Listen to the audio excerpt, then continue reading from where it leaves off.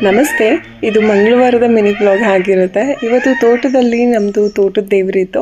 So ಹಾಗಂದರೆ ಮುನಿಯಪ್ಪನ ಹಬ್ಬ ಅಂತ ಹೇಳಿ ಹಳ್ಳಿ ಕಡೆ ಎಲ್ಲ ಮಾಡ್ತೀವಿ.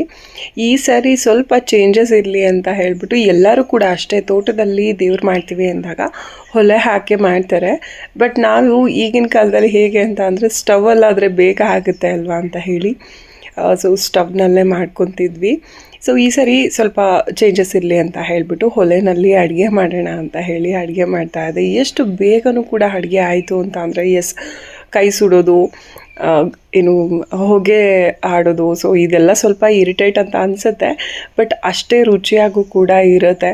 ಸೊ ಯಾರಿಗೆಲ್ಲ ಒಲೆ ಊಟ ಅಂದರೆ ತುಂಬಾ ಇಷ್ಟ ನನಗೆ ಕಮೆಂಟ್ ಮಾಡಿ ತಿಳಿಸಿ. ಇವಾಗೆಲ್ಲ ಕಬೋರ್ಡ್ ಸಿಸ್ಟಮ್ ಬಂದಿರೋದ್ರಿಂದ ಅಡುಗೆ ಮನೆಯಲ್ಲಿ ಒಲೆ ಹಾಕ್ಸೋದಕ್ಕೂ ಕೂಡ ಆಗೋದಿಲ್ಲ. ಸೊ ಈ ಥರ ಹೊರಗಡೆ ಎಲ್ಲಾದರೂ ಬಂದಾಗ ಈ ರೀತಿ ಒಲೆಯಲ್ಲಿ ಅಡುಗೆ ಮಾಡ್ಕೊಂಡು ಊಟ ಮಾಡಿದ್ರೆ ಚೆನ್ನಾಗಿರುತ್ತೆ. ಸೊ ಹಾಗೆ ನಮ್ಮ ಕಡೆ ಎಲ್ಲ ತೋಟದ ದೇವ್ರು ಮಾಡಬೇಕಾದ್ರೆ ದಾಸಪ್ಪನ ಅಂತ ಹೇಳಿ ಕರೆಸ್ತಾರೆ. ಶಂಕು ಕೂಗಾಕಿ ಆಮೇಲೆ ಹೆಡೆ ಎಲ್ಲನೂ ಇಡೋದು, ಈ ರೀತಿ ಎಲ್ಲ ಮಾಡ್ತೀವಿ. ಸೊ ಇವತ್ತಿನ ಒಂದು ಮಿನಿ ವ್ಲಾಗ್ ಇದಾಗಿತ್ತು.